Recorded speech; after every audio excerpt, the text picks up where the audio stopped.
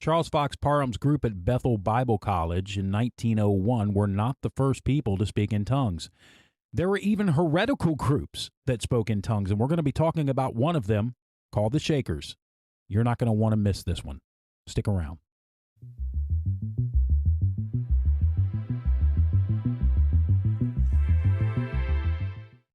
Hello and welcome to Long for Truth. My name is Daniel Long. The Shakers were a heretical sect born out of the Quaker movement and founded in 1747. The leader of the group was a woman by the name of Ann Lee, and the Shakers called her Mother Ann. Now, I say they were a heretical group for several reasons. First of all, they denied the biblical doctrine of the Trinity. They taught that Christ was a spirit and that the Holy Spirit was nothing more than God's power. Something similar to what the Jehovah's Witnesses believe about the Holy Spirit, that the Holy Spirit is God's active force upon the earth. Now, the Shakers also denied marriage. They believed in absolute celibacy. As a matter of fact, if a married couple wanted to join the Shaker movement, they would have to deny marriage and then live among the Shakers as if they were not married at all. The Shakers were also spiritualists. They believed that they could communicate with the dead. So the Shakers, as you can see, were a very heretical group. Now, what is interesting about them is that even as a heretical group, they spoke in tongues. So Charles Fox Parham's students were not the first. There were many charismatic sects speaking in tongues well before Charles Fox Parham's group. In this series, we're going to be discussing groups like the Irvingites, the Cane Ridge Revival, and even a little sect in the Appalachian Mountains who spoke in tongues and possessed many of the so-called charismatic gifts we see today. And we start with this group known as the Shakers. They were called Shakers because they often shook and trembled in their worship services. Now, I want to show you an article from newspapers.com going way back in 1853 that talk about the Shakers speaking in tongues. And then we're going to go take a quick look at an even older article from even further back in 1786. So let's get started. Okay, so as you can see, we are at newspapers.com.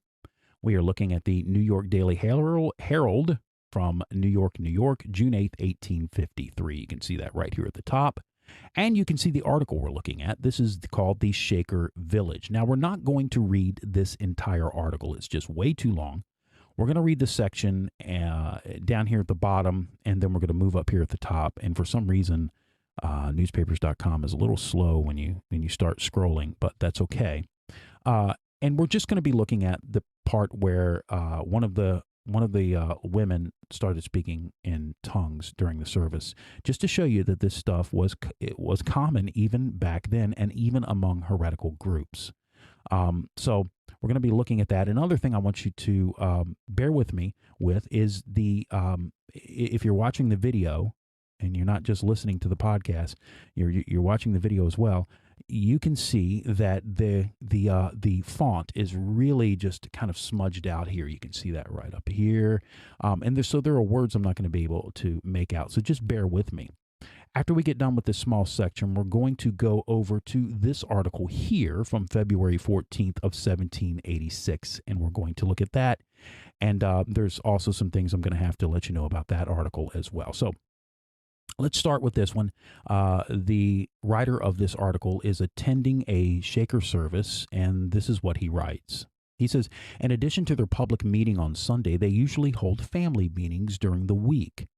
I attended one of these last evening when the same routine of singing, speaking, and dancing as that which I described on Sunday was followed out, but a little incident occurred that I had not witnessed before.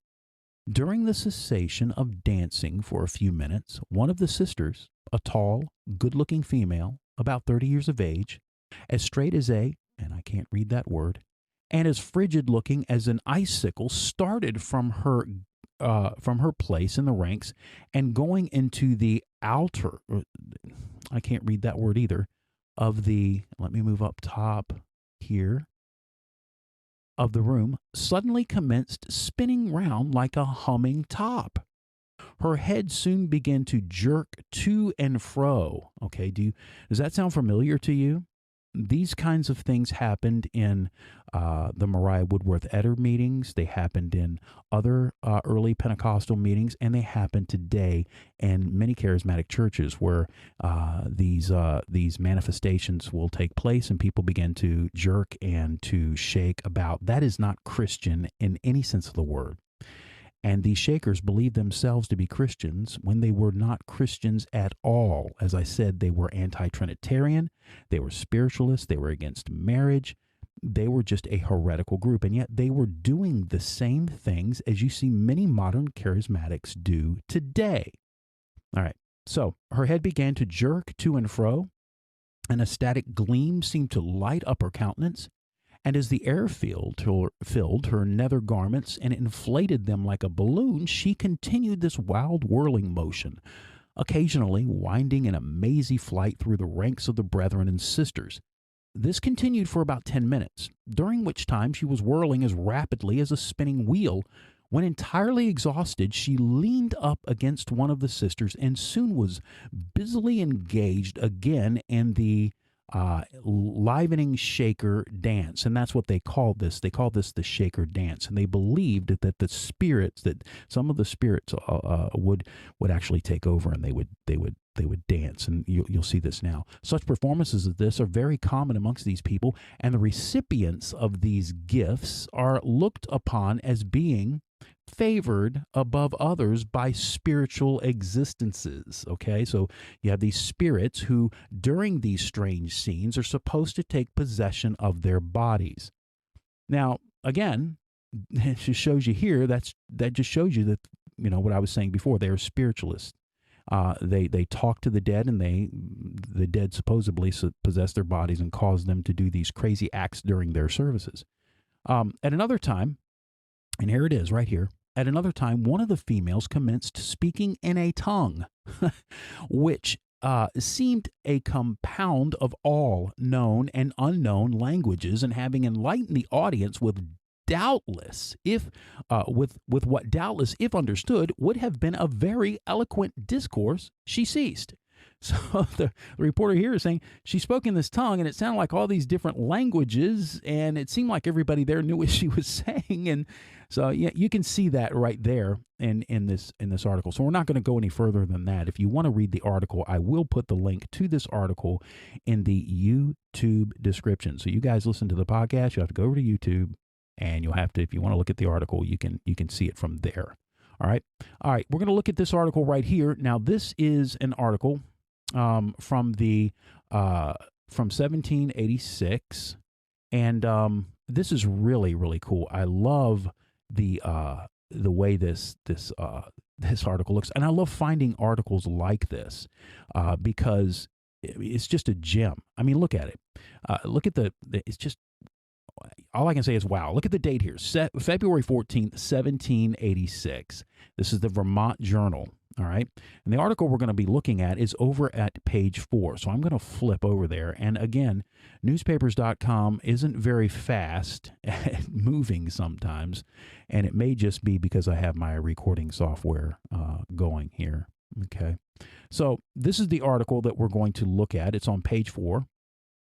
And as you can see, the people called Shakers have made so much noise in some parts of this country that many have been at the pains of long journeys on purpose to find out their scheme from their mouths. Okay, now I want you to notice something here, all right? As we read these this little section that we're getting ready to read here, you're going to see that some of the S's look like F's. That's just how they wrote back then.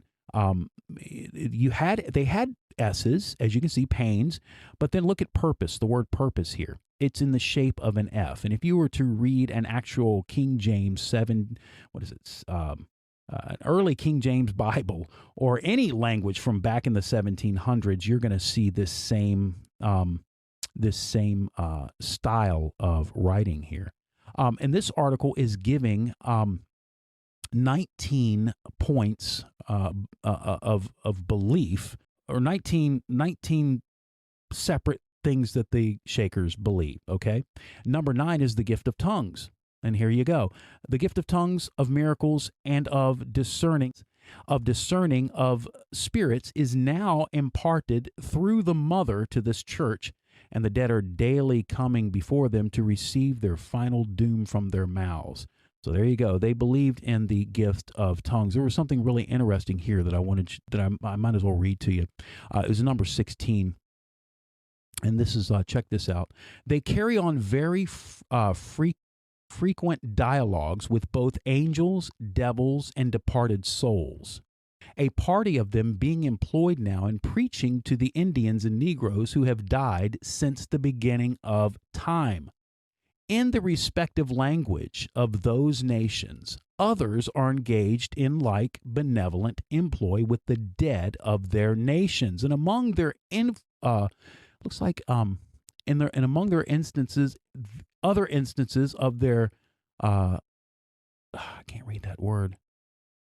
Several divines of eminence in those days have lately returned. Now look at this. This is very, very interesting. Returned, confessed their sins, received their gospel, joined their head, and entered into the redemption, among whom are the late Reverend Whitfield and Watts. So I believe, I haven't done my research on this, but I believe they're speaking of George Whitfield here. So that's very, very interesting. Just to show you that these people did confine with the dead, and I guess the Reverend Whitfield repented of his sins, of his sins, and came and joined the ranks of the Shakers here.